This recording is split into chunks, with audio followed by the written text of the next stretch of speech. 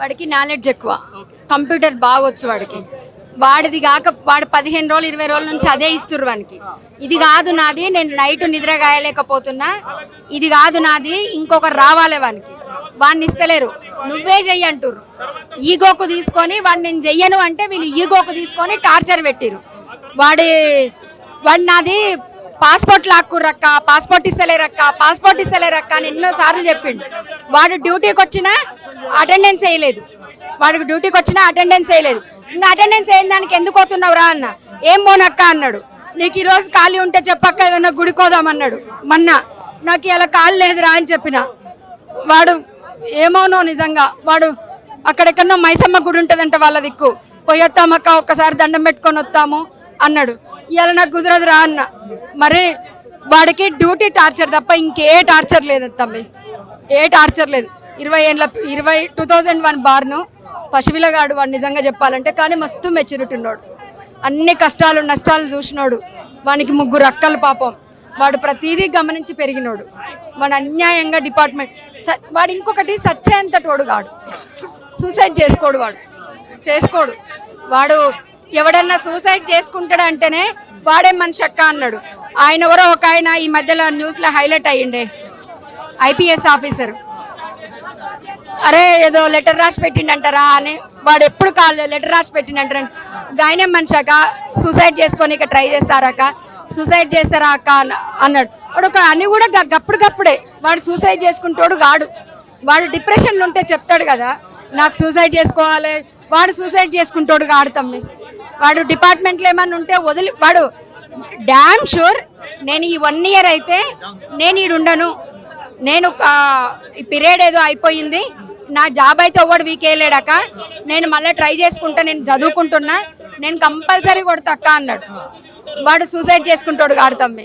ఎప్పుడైనా చెప్పిండాక అంటే ఈ ఫలానా వ్యక్తులు ఇబ్బంది పెడుతున్నారు స్టేషన్ ఇట్లాంటి రైటర్ అంటే రైటర్దే ముందురా, వాడు చిన్న డిపార్ట్మెంటే కదా, రైటర్ అంటే కూడా చిన్న ఆయనే కదా అంటే, లేదక్క ఇంట్లో ఒక రాజకీయాలు నడుస్తాయి, రైటర్ టార్చరు, సిఐ రైటర్ చెప్పినట్టు వింటాడు, నన్ను సిఐ కూడా తిట్టిండక.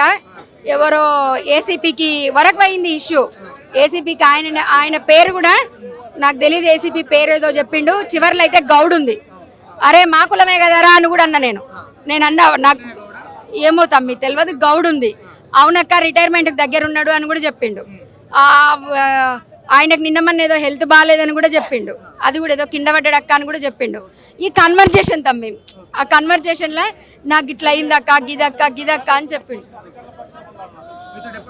లాస్ట్ ఎప్పుడు మాట్లాడండి? 10 తారీఖున ఇంకో కాల్లో ఉంది తమ్మి, అది ఇంకో ఫోన్లో ఉంది. నైట్ ఉస్మానియా హాస్పిటల్కి నేను మామూలుగా ఇన్స్టాలో బీజేపీ కదా హాస్పిటల్ దుస్థితి ఇట్లుందని చెప్పి ఒక వీడియో తీయడానికి వెళ్ళిన.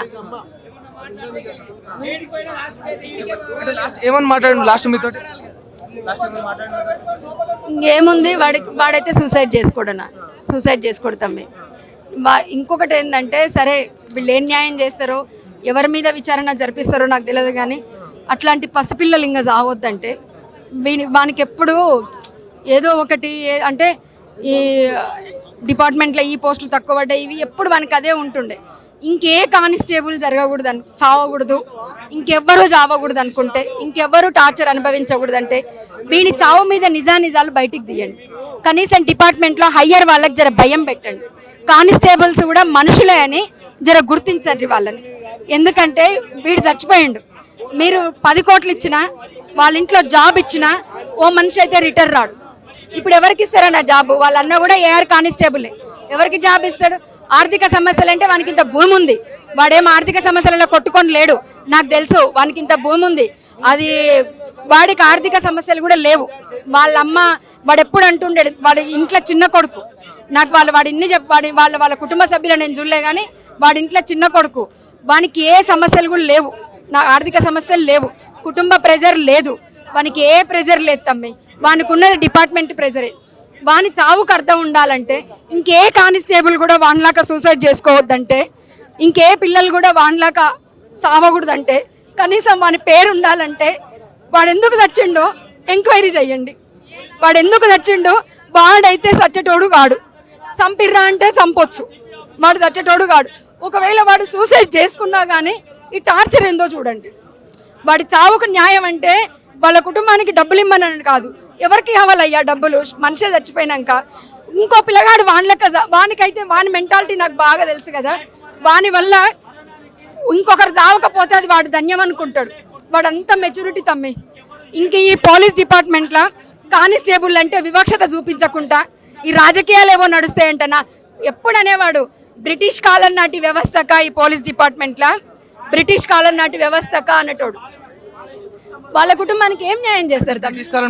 అంత అధ్వానంగా ఉండేది ఇక్కడ పరిస్థితి. అధ్వానంగా ఉంటుందక్క, చిన్న ఉద్యోగాలు అంటే రెస్పెక్ట్ ఉండదక్క. అరే నీకు టాలెంట్ ఉందిరా, నువ్వు తీసేయరా, నువ్వు వదిలేయరా డిపార్ట్. ఈ 4-5 రోజులు అయితే తమ్మి కంటిన్యూగా ఈ టార్చరే చెప్పిండు. రైటర్ టార్చర్ అని చెప్పేది, సిఐ తిట్టిండక్క అని చెప్పిండు. ఇదైతే వాస్తవం తమ్మి. నాకు తెలియదు ఇంట్లో ఏ లొసుగులు ఉంటాయో ఏముంటాయో నాకు తెలియదు, కానీ ఇదైతే నిజం. అంటే ఇప్పుడు మీరు ఏం కోరుకుంటా ఉన్నారు? మీ డిమాండ్స్ ఏంది? మీరు ఏం ఎక్స్పెక్ట్ చేస్తారు? వాడి చావుకు విచారణ జరిపించండి ఫస్ట్. మీరు పోలీస్ డిపార్ట్మెంటే కదా, వాడు మీ ఎంప్లాయే కదా, వాడు మీలాగా కష్టపడే వచ్చిండు కదా, వాడి చావుకు న్యాయం జరిపించండి, విచారణ జరిపించండి. ఒకవేళ వాడు సూసైడ్ చేసుకోడతాం, 200% వాడు సూసైడ్ చేసుకునే క్యాండిడేట్ కాడు. ఒకవేళ వాడు నిజంగానే సూసైడ్ చేసుకుంటే అందుకు గల కారణం వెతకండి. మీ డిపార్ట్మెంట్ కదా, మీ డిపార్ట్మెంట్ రేపు చావకుండా చూడండి. పిల్లలు ఎంత మీ వాడు 2000 సంవత్సరంలో పుట్టిండు, వానికి ఎంత జీవితం ఉండొచ్చు చెప్పు, ఎంత జీవితం ఉండొచ్చు. వాడు ఇంకోటి ఓ జల్సా మనిషి కాడు, వాడు ఏమి అనుభవించినోడు కాడు, వాడు పచ్చడి మెతుకులు తిన్నోడాడు. వాడు సివిల్స్కి ప్రిపేర్ కావడానికి 1000 రూపాయలు మిగులుతాయని చెప్పి హాస్టల్ మారిండు తమ్మి. ఇది సత్యం.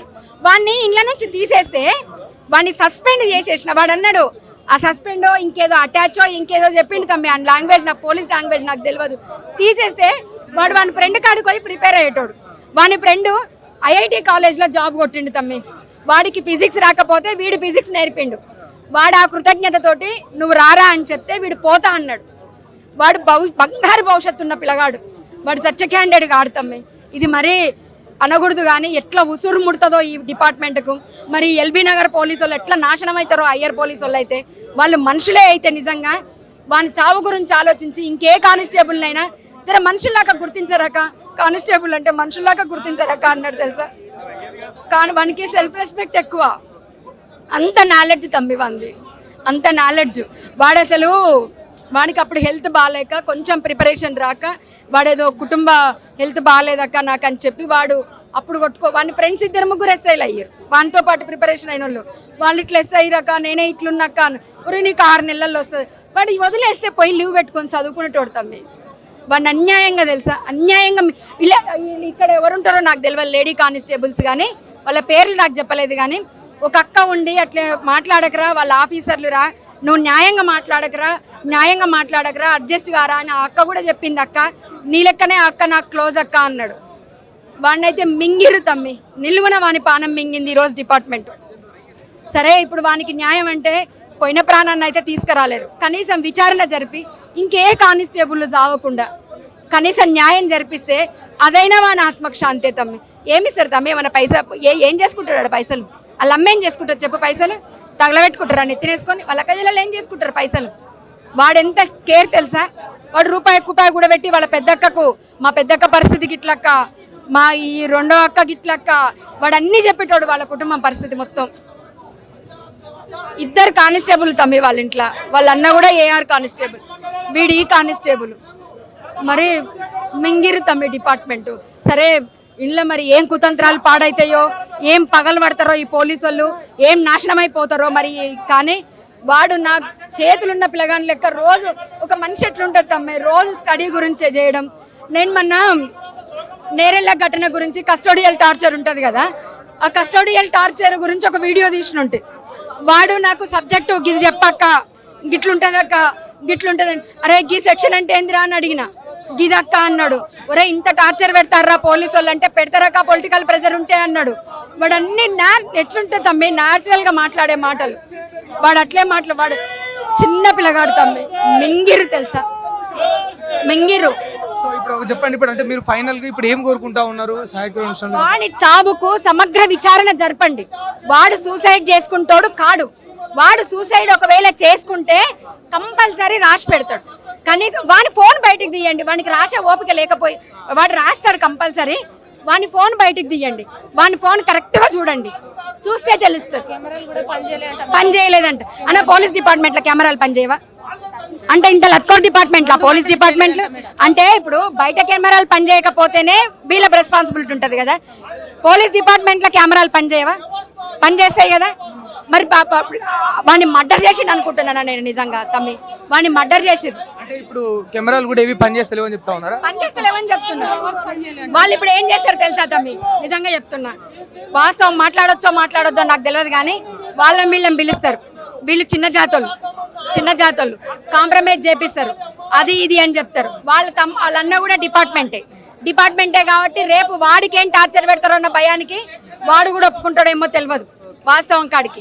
అంటే ఇప్పుడు వాళ్ళన్న కూడా డిపార్ట్మెంట్ లో ఉండి కనుక ఏదో విధంగా భయభ్రాంతులు ఒత్తిడి చేస్తారు కదా, వాడు వీణ్ణే ఇంత ఒత్తిడి చేసినప్పుడు వాడిని చేయరా పాపం, వాడిని కూడా ఒత్తిడి చేస్తారు. కొడుక మీ తమ్ముడు అంటే చచ్చిపోయిండు, ఇంకా నువ్వు ఉన్నావు, ఇంకా నీకు ఏదైనా చూపిస్తామన్నది అడివే, చుక్కలు చూపిస్తామన్నది అడివే, వాడు ఇంకా సచ్చినోడు రాడనుకుంటాడు కదా.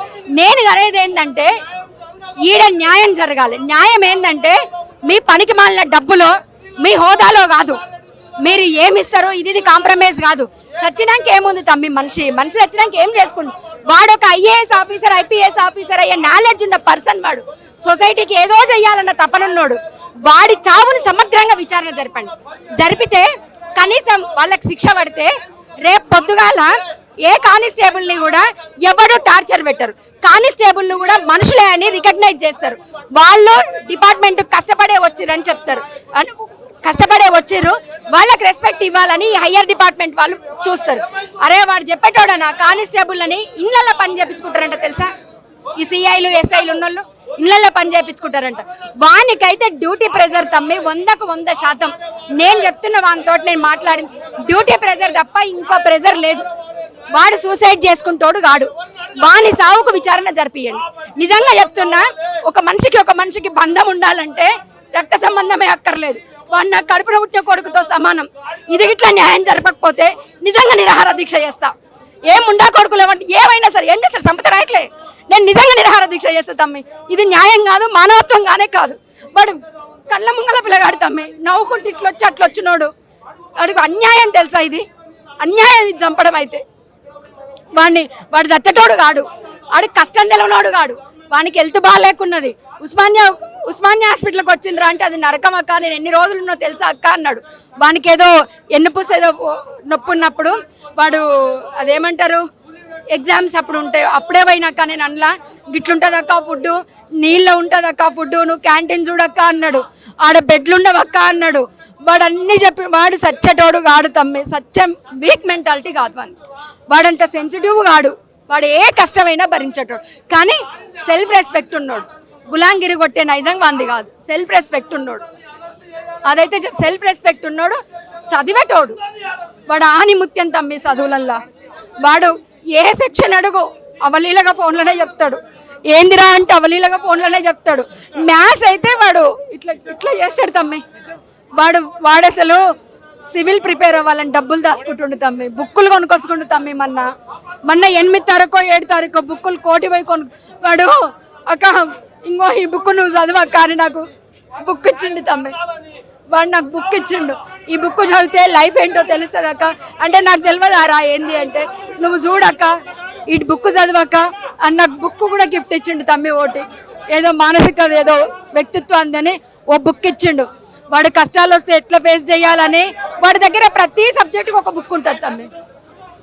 వాడికి ఖాళీగా ఉండడు, ఛాయ్ కూడా తాగడు తమ్మి. ఇన్నిసార్లు కలిసినప్పుడు ఛాయ్ తాగరా అంటే వానికి ఛాయ్ అలవాటు లేదు, ఏ అలవాటు లేదు తమ్మి. వానికి ఏ అలవాటు లేదు. తిండి కూడా పచ్చడి ఉంటే పచ్చడితో తినే మనిషి వాడు. వానికి ఛాయ్ కూడా ఛాయ్ తాగే అలవాటు లేదు వానికి. అసలు ఈరోజు డిపార్ట్మెంట్ మింగింది తమ్మి.